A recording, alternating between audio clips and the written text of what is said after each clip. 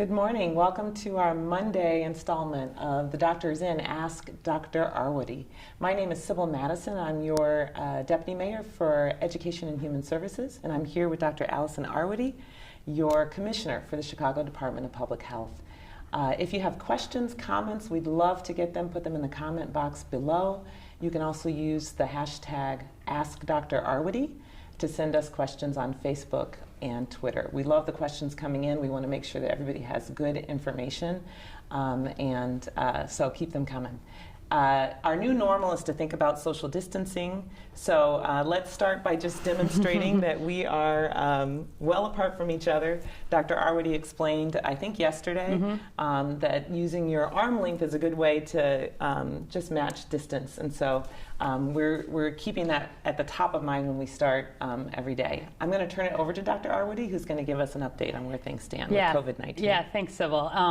What we taught people yesterday, if you did not know, was that your arm span is almost exactly how tall you are. And so where we think about being about 6 feet apart, if you think about your arm and the next person's arm and not touching, that's the sort of distancing that we really want people thinking about. A reminder, again, that where we are most concerned for the transmission of coronavirus, it's this close contact. It's the idea of having at least 10 minutes of interaction within that 6-foot sort of window. So those are the settings where we most want folks, being careful. And really, if you are needing to be out and about, you're an essential worker, et cetera, keeping that kind of distance is one of the best ways to be able to protect yourself.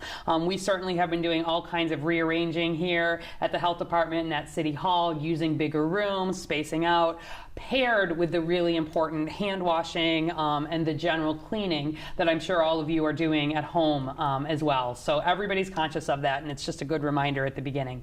So in terms of where we are, anybody who is not regularly visiting our website, chicago.gov/coronavirus, I want people pulling that up. If you're here in Chicago, I want you looking at it every day. If you're interested in what's happening, you have questions, you want to know how you can get resources, you want to help, every day we're putting more information up there. But right at the top, there's a tab that says latest data, and we do update that every afternoon. At 2:30 in the afternoon, the governor does a press conference where we announce sort of the increase in cases at the state level, but then we pair that with sharing our Chicago data online, and then we talk about it really the next day. So as of now, there are 490 lab-confirmed cases of coronavirus in Chicago residents. We also have had 4 deaths now in Chicago residents. That is part of what in Illinois, we are now at 1,049 lab-confirmed cases in Illinois and 9 deaths. That includes the Chicago cases.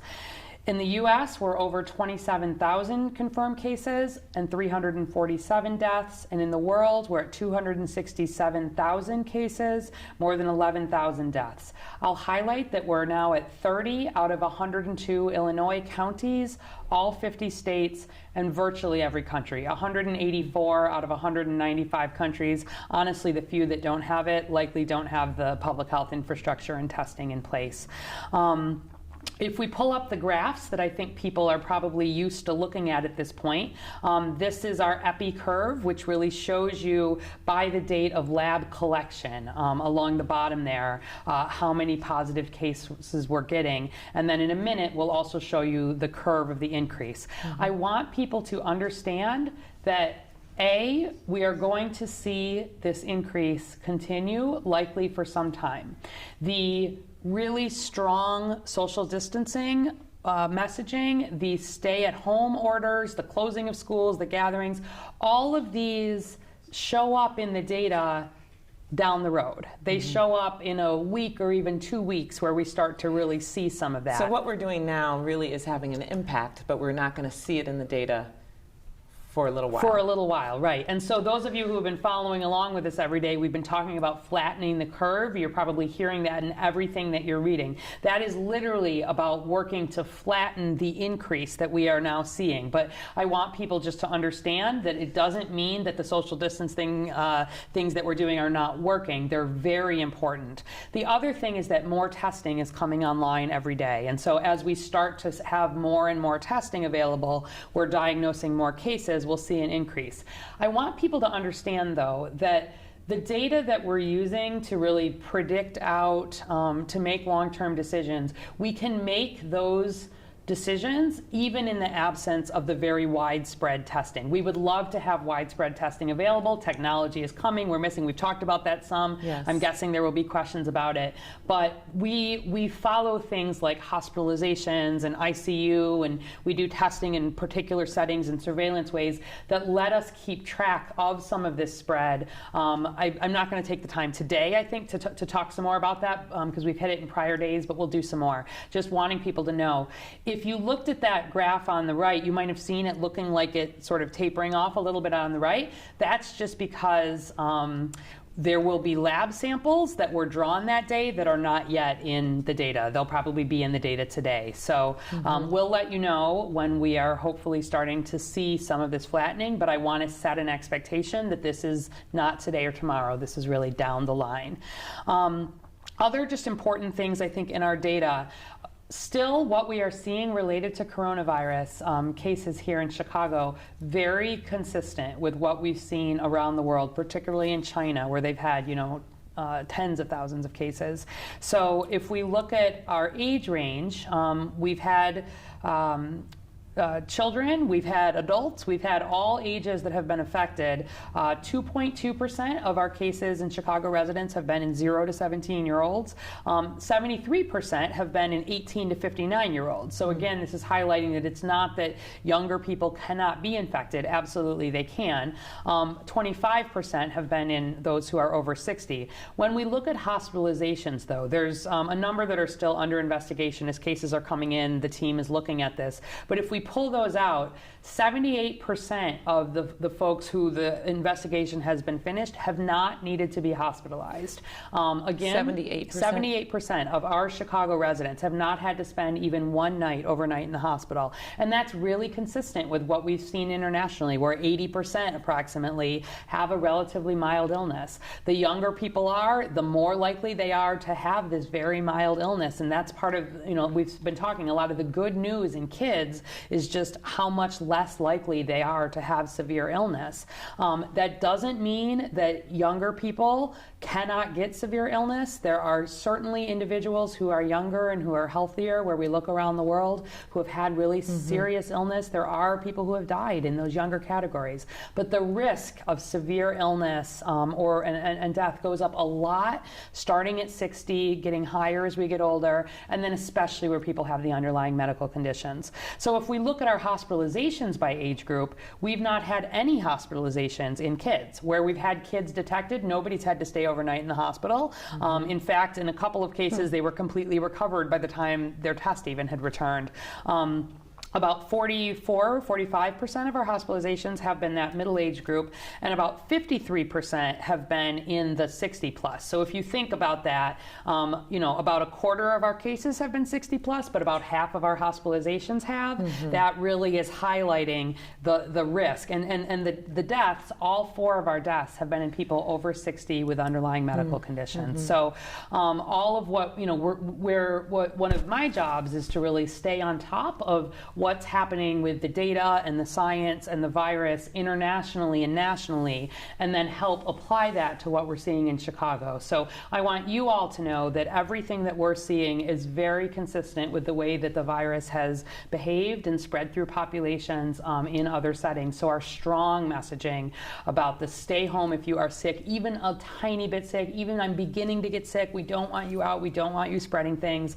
The strong messaging about vulnerable populations, protecting people who are older, protecting people with underlying medical conditions. We really don't want those folks out except for essential reasons. We've been talking a lot about what some of that looks like. And even at home, if you're at home and you have the sniffles or your child's feeling a little bit ill, try to keep them separate from people who are in these older categories. So every day we'll be giving these updates on data, but I encourage you to go and look. We're posting more every day about some of the other information, some of the graphs. I've really asked the team to include more about some of the data that we're using, and we'll have more opportunity to talk about the science. All right. So let's get to the questions. Great. Doctor? Allison from Twitter, I am disinfecting all hard surfaces. Will that help? Okay, so I'm glad to hear that you are paying a lot of attention to cleaning your environment and thinking about disinfecting. Let's sort of start again from the basics that this is not Ebola, that the regular household cleaning materials that you would use, the regular soap and water for your hands, are very effective against this virus. So the most important thing is that you're doing some cleaning as opposed to that you're getting some super high, a lot of people want, this particular product. And to the point of the hard surfaces. So really where I think about the places where we want to be cleaning the most, really think about where a lot of people's hands might touch, okay? Because again, how does this spread? It's that I'm within the close contact with someone who might be ill or coughing or sneezing and droplets and I'm inhaling it directly, or potentially if they have coughed or sneezed, these droplets are sort of on surfaces or on their own hands, we're shaking hands, we're touching hands. If I get coronavirus on my hands, as long as I wash my hands before I touch my eyes, my nose, my mouth, coronavirus does not get into my body. It cannot get in through your hands. It cannot get in through your skin. It does have to get in through these respiratory ways. And so where I think about where to really focus some of that cleaning, where do a lot of hands touch? Doorknobs, sink handles, toilets potentially, light switches, maybe tables if you've got a lot of people sitting around tables a lot. Think about spaces where multiple people may touch. Try to keep your phone clean. People are often passing phones and showing each other things. Think about just what do a lot of people potentially touch and trying to keep those clean. This does not mean drop your phone into bleach, okay? This is, appropriate cleaning methods, but think in that way, and then again, pairing that cleaning with the really important hand washing that goes along with it. Does that make sense? Yes, that does. And so here's kind of a follow-up question to that. What about gas pumps? People put their hands on, we're still going to the gas station and we put our hands on those. Yeah, absolutely. So, that would be an example. Again, the chance that there is coronavirus on a gas pump is low. It's very low. That's not one of the settings where we would expect to have a lot of it. We can talk if people are interested. There's been some research about how long coronavirus can be on surfaces, but a lot of that, it's not like it stays fully viable for long periods. We can talk some more about that. But in terms of the practical, I'm going to get gas. People need to get gas. Yes. If you are out and you're using a gas pump and you pump your gas, after you pump your gas, clean your hands. Wash your hands. Use some hand sanitizer before you touch your eyes, your nose, your mouth. You're good. Okay. This is somewhat related, but I was, going to Costco yesterday, and a friend of mine said, "Do you have gloves?" Oh. And I said, "Gloves? Why do I need gloves? I'm just going to Costco." But they were concerned about that, people touching products and. So it's a good question. So here's the thing: Chicago Department of Public Health does a lot of, during normal times, we're out teaching about hand sanitation in the settings of restaurants, for example, in other settings where it's very important that we're not spreading illness. Gloves, if you have a pair of gloves on, if you touch a surface that has coronavirus, let's say, again, that's not the major way of spreading, but say that that's happening, if you then are touching your eyes, your nose, your mouth with those gloves, you are transmitting coronavirus. And I worry, first of all, I don't wear gloves out and about. Like, people sometimes will have this false sense of like, oh, I have gloves on, I'm protected. Mm-hmm. We're not worried about protecting your hands. We're worried about getting things into your eyes, nose, and mouth. And sometimes if people have gloves on, they're then pulling these gloves off in ways that might not be as safe. They're not washing their gloves. We don't want people washing their gloves. Keep your hands clean. Like, it's really, the much better thing is after, if you've touched things, if you've been out, if you wash your hands before you touch your eyes, nose, mouth, you are not introducing virus into your body. And so I really don't recommend the use of gloves. We've talked a lot about masks, but gloves are sort of in that category. We keep gloves for when we're caring for, high-risk settings, people who have been trained in how to appropriately take some of that personal protective equipment on and off. Mm-hmm. Just like you're not going to see me wearing a mask, you're not going to see me wearing gloves, because masks can make you more likely to touch your face. Gloves can make you not wash your hands as much. Those are the things that have been proven to help spread, and we don't want people trying to inappropriately use this personal protective equipment, thinking it makes them safer, when in fact it can, it's not the safer thing to do. Mm-hmm. Because sometimes we relax on the other things that we should be doing. That's right. You think, oh, I have my gloves on, I don't have to worry. Yeah. You're picking up a lot more on your gloves, potentially, if you're going a long time without washing your hands there. It's really not the recommended. We talk about hand washing because it is the thing that is most, really, it's got the evidence behind it. Got it. Tanya Marfo from Facebook. How are couples supposed to social distance? My husband is an essential worker and I am vulnerable due to health. How do people social distance at home, and particularly people who are used to being very intimate? Yeah, absolutely. So we really, we recognize that these are decisions that people are making every day. We remain human. We remain to have the need for the close contact, and we recognize that particularly sort of within households, this is something that people are doing. There are two things that I would say. Mm-hmm. Number one is, you've heard me say this every day since the very beginning of this, any concern for somebody being sick, okay, even the beginnings of it, we don't want you out, and if there are vulnerable people, we want to think about keeping separate and really being conservative about that, especially in that setting. One of the reasons we're building up more capacity to have isolation and quarantine facilities, I think there's going to be a press conference actually about this a little bit later today, I think at 1, and some more opportunity to talk about that, is to make sure that we as a city are having more spaces available that are not in hospitals, where if there are needs to separate populations a little bit more, where there may be vulnerable populations or people who are mildly ill, we have some more capacity to do some of that at a city level. But really, the most important thing is that you're limiting contact with people outside your household. We recognize that you're likely to be in contact with the people in your family or in your close household. Just be very mindful of people who may be more vulnerable, and then if anybody's sick, do anything that you can to try to sort of be separate around that. And if people have additional questions on that, put them in the chat box. I'm happy to kind of address individual situations, but it's these are one of the difficult decisions, but the staying in place, the really not having spread beyond, is we do remain human, and the need to make sure that we are supporting each other within households remains. Yeah. Well, it does remind me, I have 2 kids, and when one of them gets sick, then I'm like, wash your hands, everybody, wash your hands all the time. Exactly. We kind of go on alert in the house. Exactly. For us all to do that. Yeah, and it's a great point. I think, kids will continue to have the colds and the coughs. We're still not out of flu season. We all know what it's like to have, young kids at home. And, part of this is that as kids are having less interaction with others, you may actually see less of that too.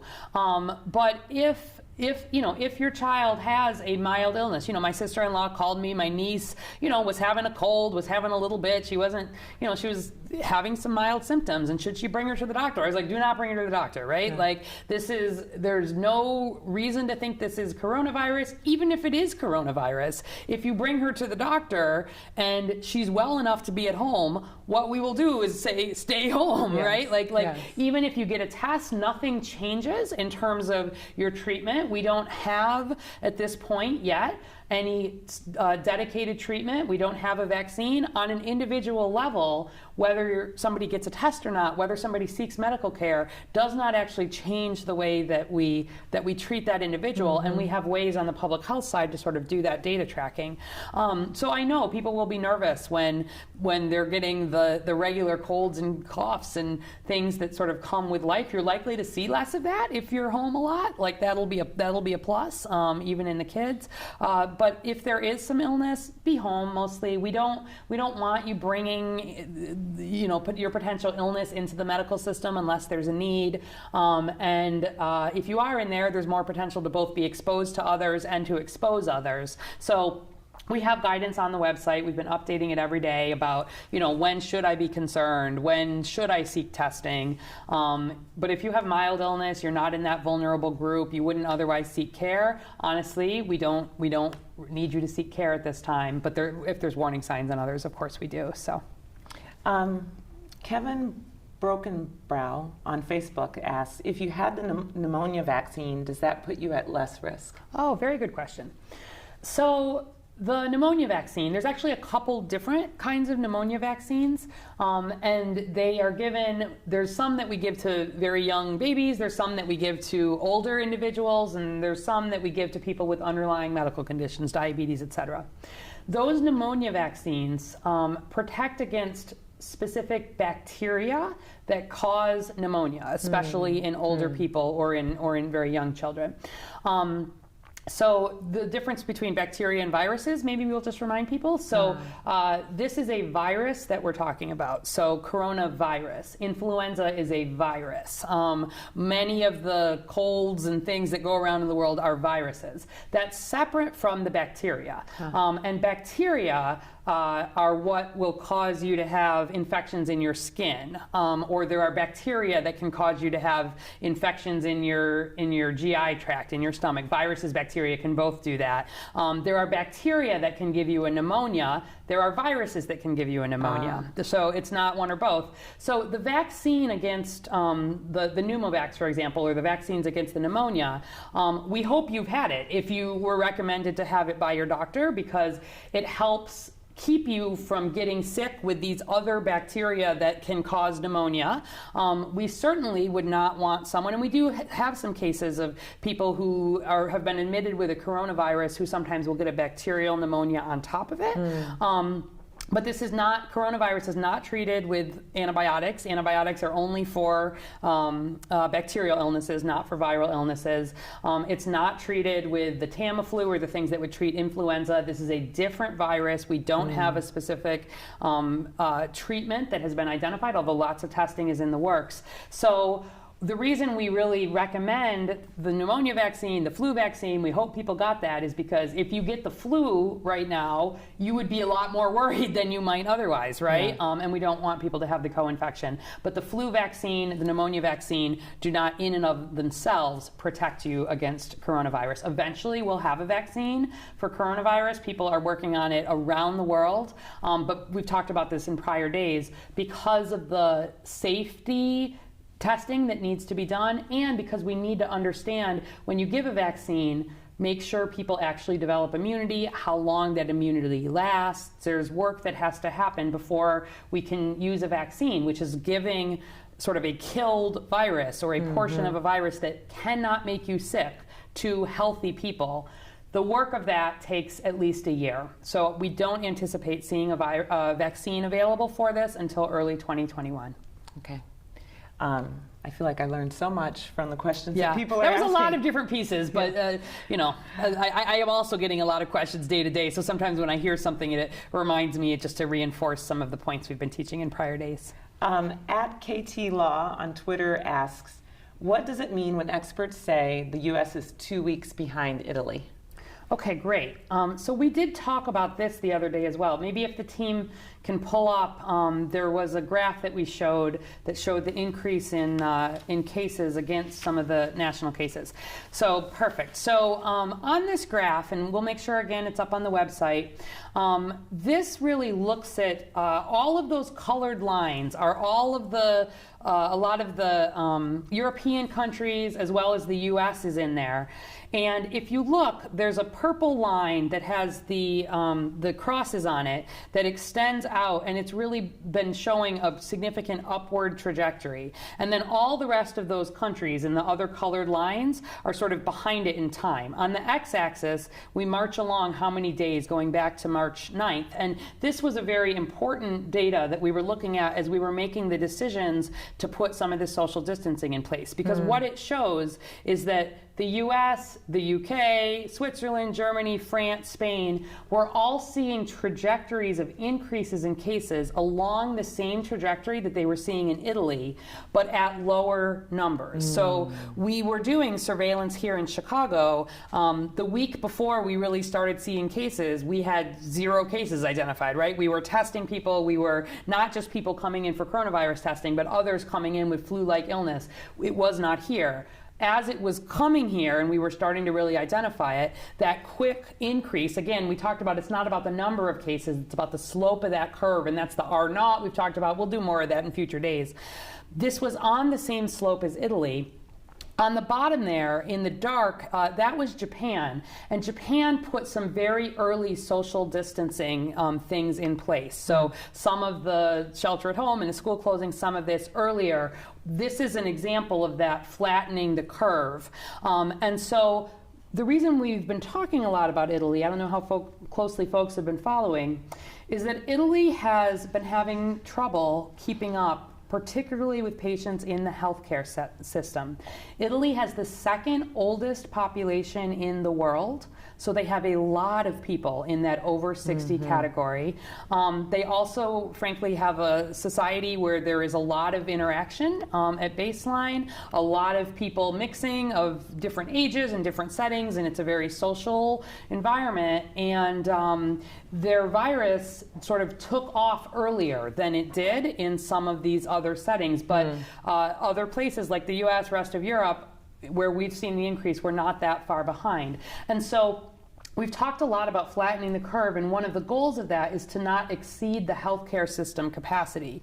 And so getting these things in place early here in Illinois and in Chicago before we see thousands of cases. We know that there are many other people who have coronavirus who have not been tested, but the slope is such that it was important to be aggressive early. And early on we were getting a lot of pushback. You've had 30 cases. Why are we doing all this, right? We're doing all this because we want to avoid stressing the healthcare system to the point where in Italy they are having hospitals that are absolutely full and not having enough of the ventilators, and really seeing some of that. And it's been hugely concerning for obvious reasons. And so we have been working since January here on being prepared for that. Like, we meet with our hospitals at this point every day.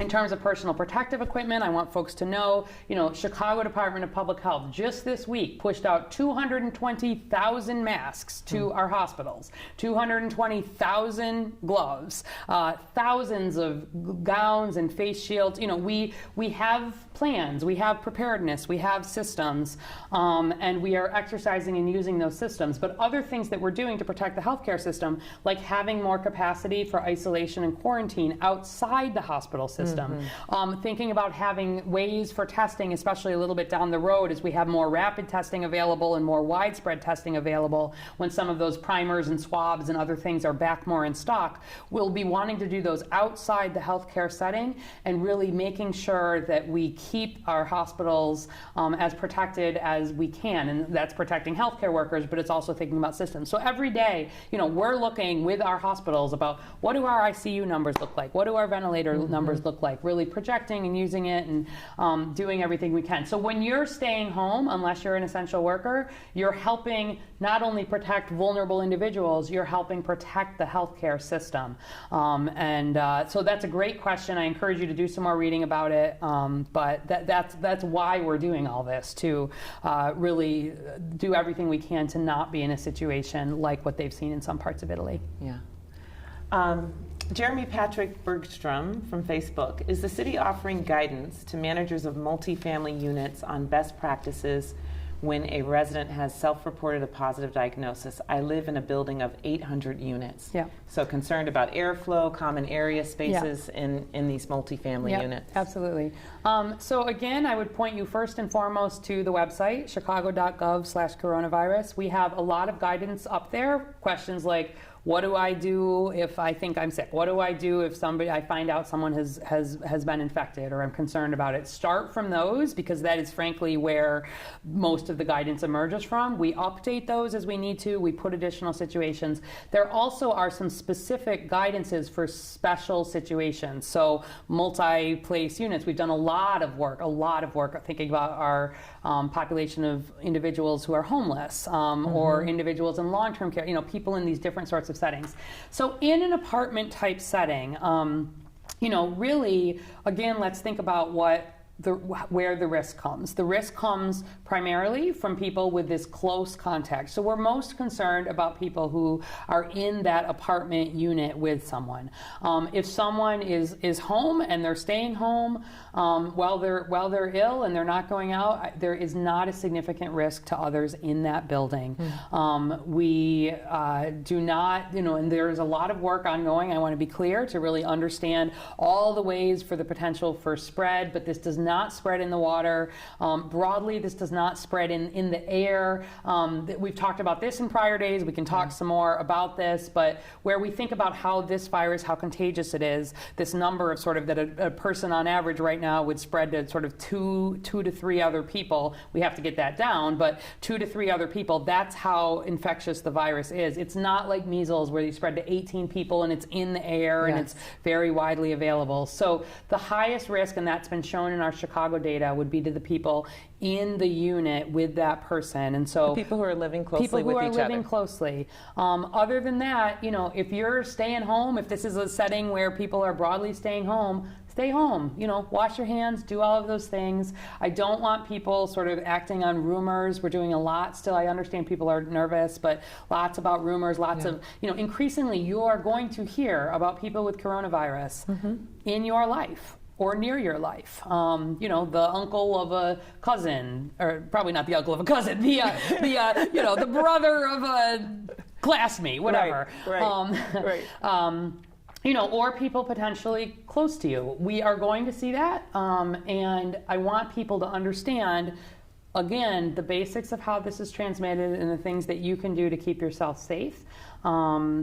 Where we've seen spread, it's largely been in these household clusters. If people remember back to that Vaughn School investigation that we did, that was a case early on. There was a teacher's aide in a school that had a lot of really high needs children in it. Kids with underlying medical conditions, some children on oxygen, like really a very concerning setting for having someone with diagnosed coronavirus. We did a big investigation in that setting, partly because it was very early and we want to understand all we can about spread, and because of the vulnerable population. And although that we call it the index case, that first patient did actually transmit to her family members. There were a number of family members who were infected. We followed hundreds of children in that school, staff in that school, including people she'd had close contact with, and did not find any sign of transmission within that school. That's similar to where we did big investigations around those early cases. The risk is highest with the close contact. So if you're in an 800 building setting, think about who's in the walls right around with you and what you can do to be protected there. Passing through the hall. Versus passing through the halls, being in general settings. Buttons, I think elevator buttons, if you're touching an elevator button, wash your hands, right? Yeah. If you're out and about. Like it's this sort of common sense guidance that actually is the science at the same time. So be mindful of it, but it's whether you're in a very large building, whether you're in an individual unit, there's not thought to be significant risk, difference in those two settings. Okay. Vincent Smith asks, can you talk about the dangers of spraying Lysol on the body? And it seems like a weird question, but I know that there have been, reports of people using hand sanitizer on their face and just, feeling like need to. Thank you for that question, Vincent. I think probably a lot of people are wondering about things like that. So we want to make sure that people are using products that are designed for hand washing and body washing on their hands and their body, and using products that are designed for cleaning the environment in the environment. So something like Lysol has a lot of strong chemicals in it, and those are chemicals that can actually damage your mucous membranes, for example. That's the interior of your nose, your mouth. The last thing we want to be doing right now is damaging the mucous membranes. That is how the virus has the potential, to sort of be getting in. And when you put things on your body, that is not how the virus gets in, right? The body, it does not get in through your arms, your feet, your hands. It gets in through your eyes, your nose, your mouth. And when I think about people using products that are not meant for the body, you really have the potential of hurting yourself. So, I think back, I had a patient once who had a bad infection of his foot, and he decided to sort of put his foot in bleach to try to treat the infection, ended up with a major problem, had to get admitted to the hospital, like very dangerous. The chemicals that we use to clean are strong. Use the things to clean in the way that they're directed. It is not better to put more bleach. It is not better to use things that are stronger. This is killed by soap and water. And the most important thing is that you're cleaning. Regular soap and water. That you're washing. Regular soap and water. Yeah.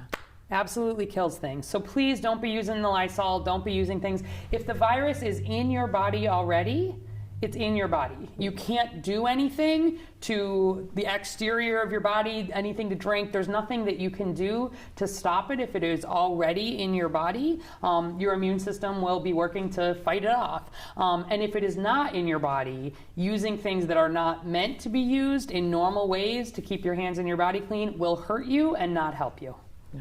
Thanks, Doctor.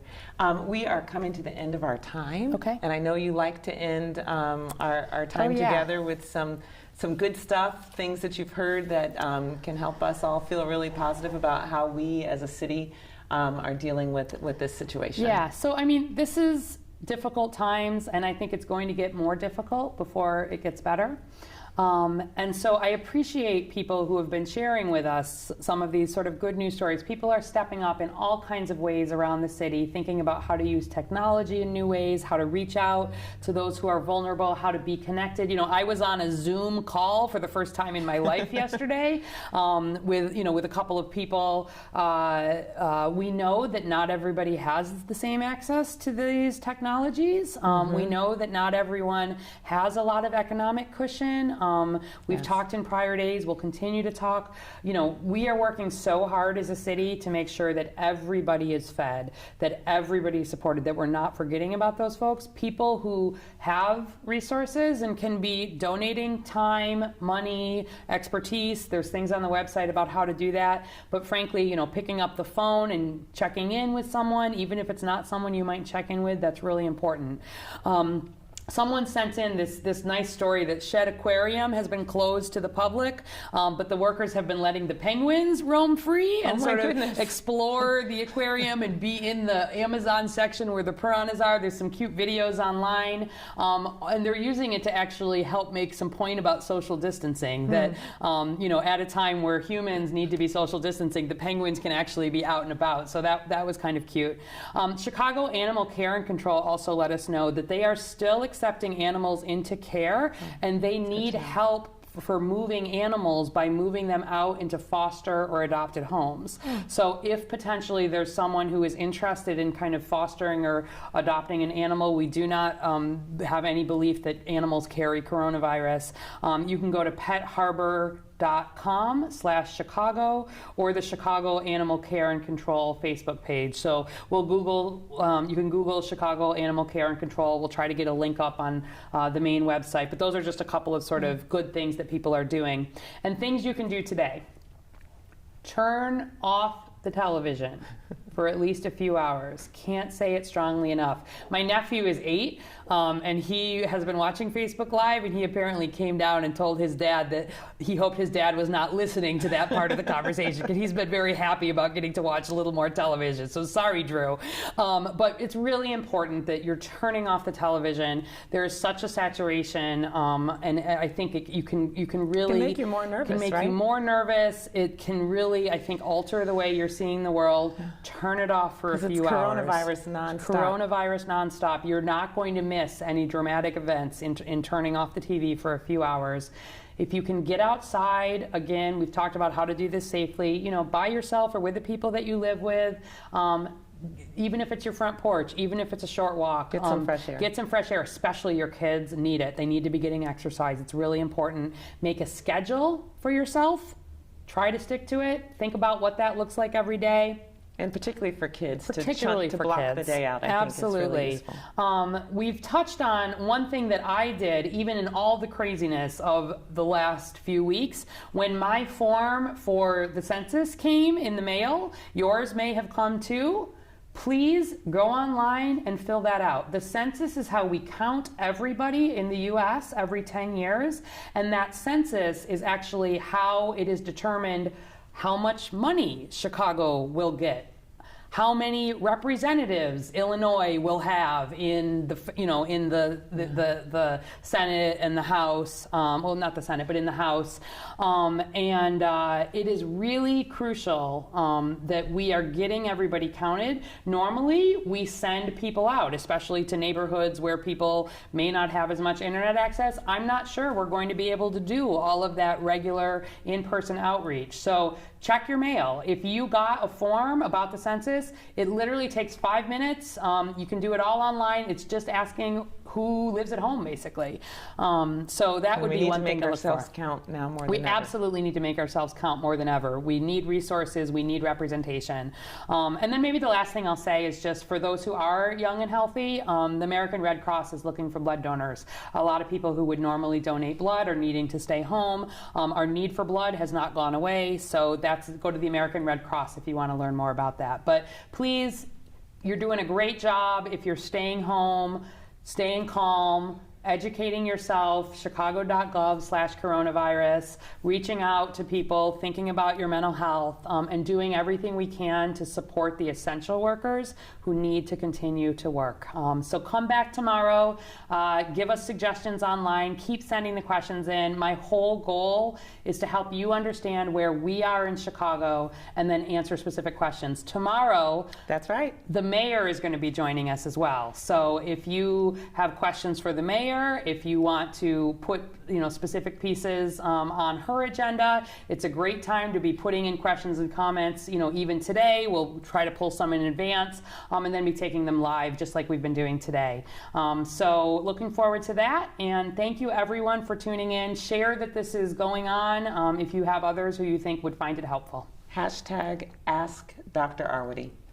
See you tomorrow. Thank you.